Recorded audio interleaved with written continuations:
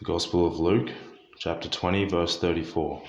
And Jesus said to them, The sons of this age marry and are given in marriage, but those who are considered worthy to attain to that age and to the resurrection from the dead neither marry nor are given in marriage. For they cannot die any more, because they are equal to angels and are sons of God, being sons of the resurrection. But that the dead are raised, even Moses showed in the passage about the bush, where he calls the Lord of the God of Abraham and the God of Isaac and the God of Jacob. Now he is not God of the dead, but of the living. Now he is not God of the dead, but of the living, for all live to him.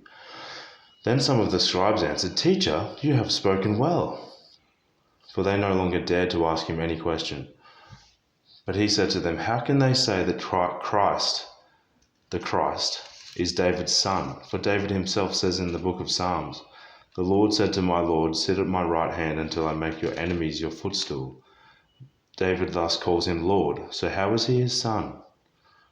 And in the hearing of all the people, he said to his disciples, Beware of the scribes who like to walk around in long robes and love greetings in the marketplaces, and the best seats in the synagogues and the places of honor at feasts, who devour widows' houses and for a pretense make long prayers.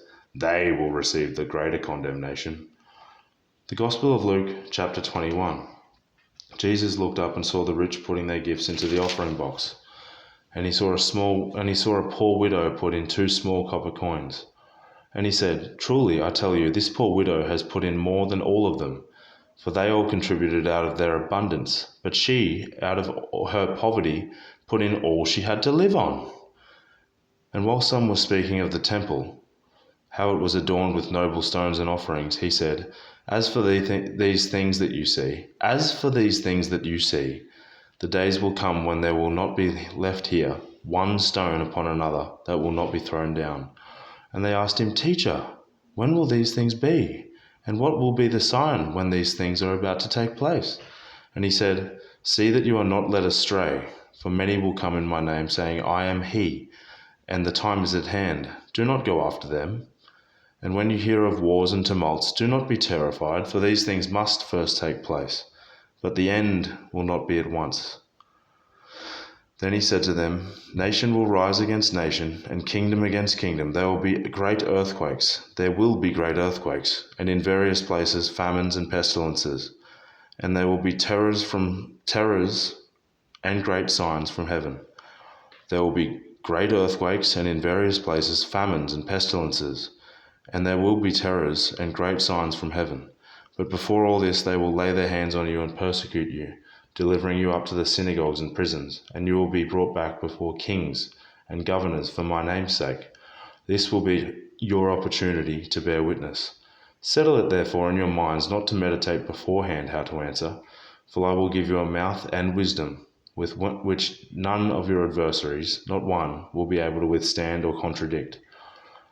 You will be delivered up even by parents and brothers and relatives and friends, and some of you they will put to death. You will be hated by all for my name's sake, but not a hair of your head will perish. For your endurance you will gain your lives. But when you see Jerusalem surrounded by armies, then know that its desolation has come near. Then let those who are in Judea flee to the mountains, and let those who are inside the city depart. And let not those who are out in the country, enter it. For these are days of vengeance, to fulfill all that is written. Alas for women who are pregnant and for those who are nursing infants in those days, for there will be great distress upon the earth and wrath against his people.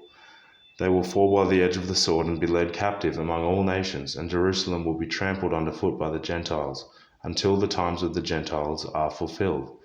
And there will be signs in moon and sun and stars, and on the earth distress of nations in perplexity because of the roaring of the sea and the waves, people fainting with fear and with foreboding of what is coming on the world, for the powers of the heavens will be shaken. And then they will see the Son of Man coming in a cloud with power and great glory. Now when these things begin to take place, straighten up and raise your heads, because your redemption is drawing near. The Gospel of Luke, chapter 20,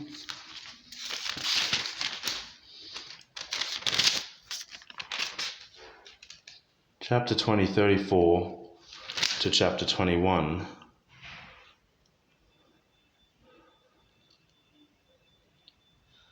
/ 27. The Gospel of Luke, chapter 20,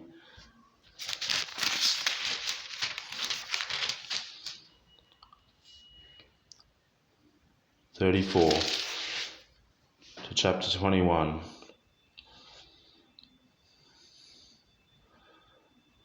verse 28. Amen.